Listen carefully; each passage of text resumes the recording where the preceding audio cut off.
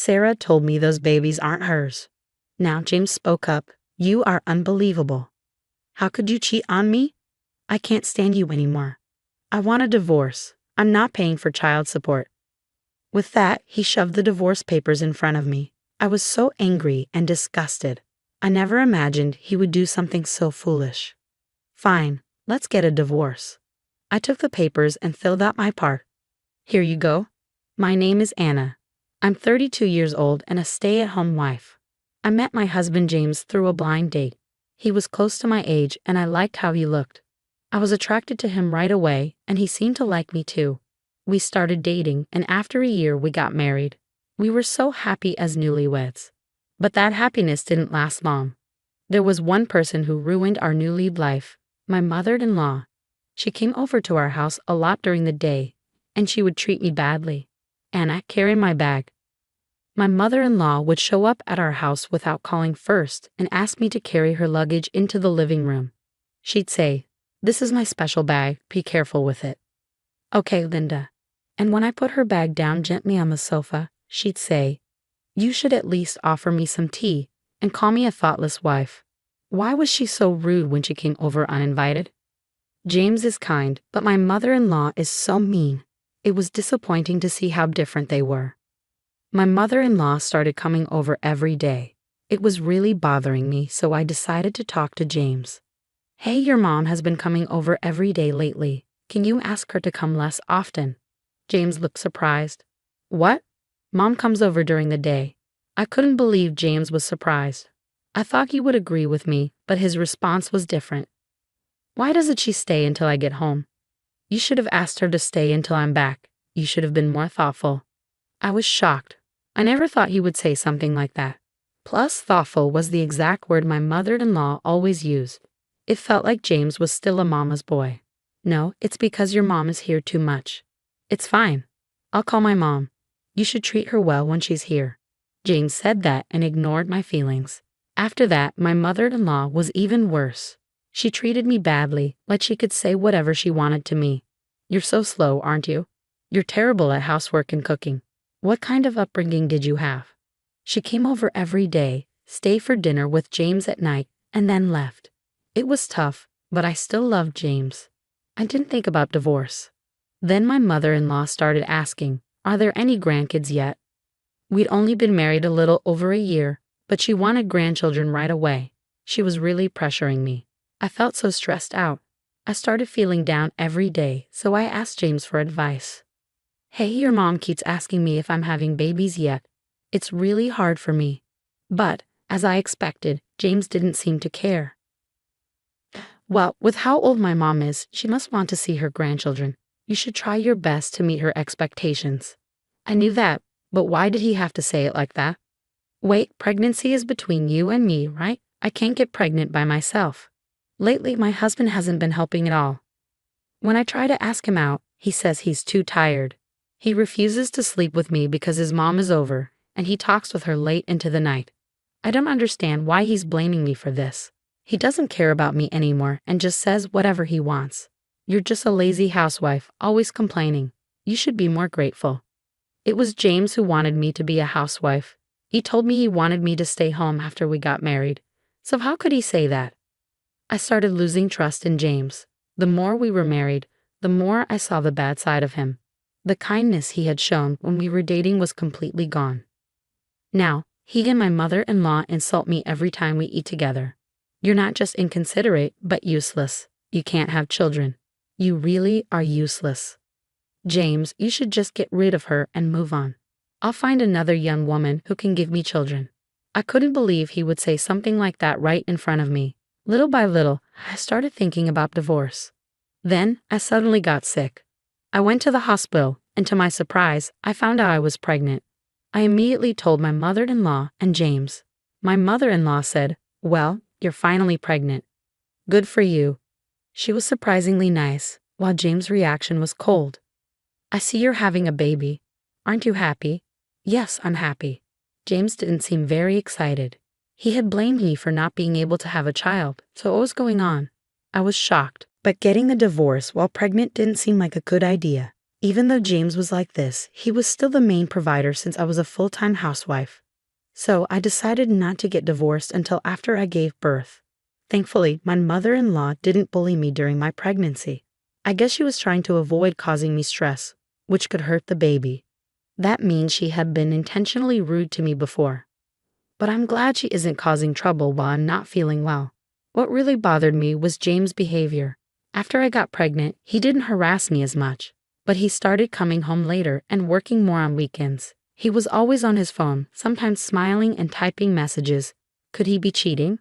I started to feel suspicious of James, so I hired a private investigator. A few weeks later, the results came back. Sure enough, James was having an affair with someone at work. Whenever James worked overtime and didn't want dinner, he was meeting his lover. When he worked weekends, he was with her. He even went on trips with her while telling me he was on business trips. I was shocked by all the evidence.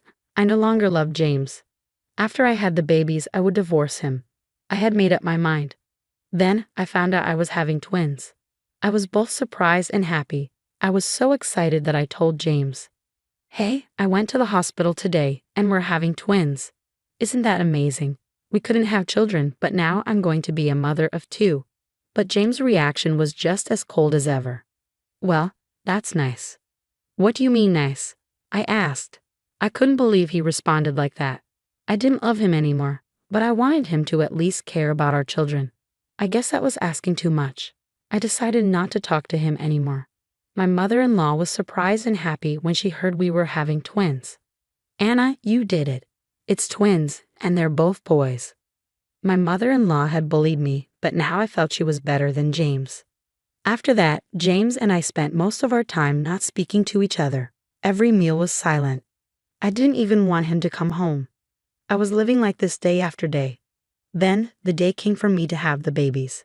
I decided to go to my parents' house to give birth. I told James that I was going home for a while. "Oh, okay," he said, and that was all. We didn't even have any casual conversation. I went to my parents' house and had a peaceful time. Although I had decided not to talk to James anymore, I got more and more annoyed every time I saw his face, so staying at my parents' house was less stressful. My parents were so happy about the twins. They said, "You're going to have a warm family, 2 kids at once. Isn't that exciting? They're boys, so they'll be lively every day." I didn't want to tell them about the divorce because they were so happy, but I eventually told them.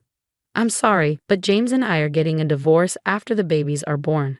My parents were shocked, but when I explained, they understood. My father looked furious. "I can't forgive that man for having an affair," he said, looking like he wanted to punch James in the face. I stopped my father and said I wanted to wait until after the birth. My parents agreed, and I gave birth to my beautiful twins without any problems. They were so cute, and my parents were overjoyed to hold them. Meanwhile, James ignored my calls during the birth. He didn't even show up at the hospital. When I was discharged, I went to the house we used to live in to pick up my things. It was Saturday, so James should have been home, unless he was with his lover. When I got there, I saw him and my mother-in-law. They both stared at me with angry looks. "You're such a __." Huh? I was surprised by my mother-in-law's words. "What are you talking about?" "James told me those babies aren't his." "What? You're a terrible woman. You tricked James into raising someone else's kids." "What are you saying?" I asked. Then James spoke up. "You're a horrible woman for having an affair. I can't stand you anymore. I want a divorce. And of course, I won't pay child support." With that, he shoved the divorce papers in my face. I was furious and disgusted. I had no idea he had been planning something so ridiculous. "Fine, let's get a divorce," I said, taking the papers and filling out my part. "Here you go." When I handed them to him, he looked a little surprised. He was probably shocked because I wasn't upset. You're admitting to your affair, you lousy __." My mother-in-law crossed her arms and glared at me. "I'm going to get my alimony. You need to pay me," I said.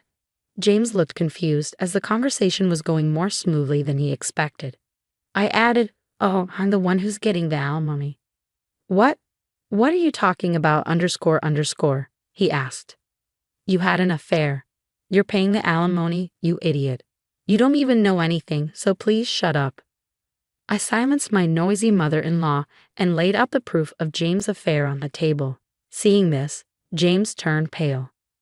My mother-in-law, surprised, asked, "What do you mean?" "I think you've been having an affair with a younger woman for a long time, even before I got pregnant. You're the one who's been unfaithful, and I have proof." "Do you have proof I had an affair?" James asked. When I said this, James fell silent. "You don't, do you?" I pressed. "So those children are yours. Are you having an affair or not? Speak up." My mother-in-law, usually calm, raised her voice. "Didn't you see how upset I was when your father had an affair? And now you're doing the same thing." "I'm sorry," James apologized to her, as though admitting his guilt. I had no idea that his mother had divorced due to her own husband's infidelity. That made James even worse in my eyes. "I'm so sorry, Kate. My foolish son did something terrible. I'll make sure he pays for alimony and child support." Hey, Mom, don't make decisions without me," James protested. "Don't think you can just have fun. If you have an affair, you'll lose everything, your family and your relationship with me." James was shocked by his mother's words. I was grateful that my mother-in-law was on my side, but that didn't mean I forgave her. "You're right, this is unforgivable, but the stress from your past actions will never go away." "What?" James asked. "I have records of your emotional abuse. I've already filed a claim for mental distress. I'll also file for damages for moral harassment due to your actions." At this, James' eyes went wide. "That's not happening. How much do I owe you?" I replied, "Well, child support is about $100,000 and alimony is about $40,000.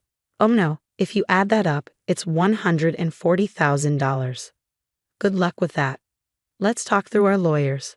I packed up my things and left. Through my lawyer, James and I successfully got a divorce. He and his mistress paid me a lump sum for alimony, and I also requested child support from him. Currently, he pays me about $600 per month. He fell deep into debt, and his lover dumped him.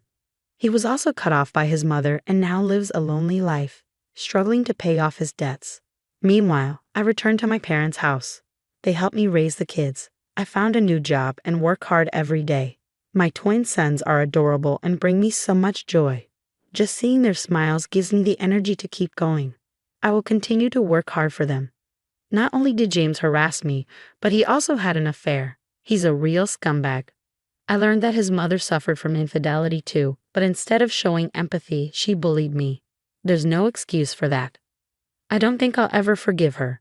I hope Kate, with her lovely sons, can move on to a happy life. Thank you for watching until the end. Please subscribe to our channel. See you in the next video.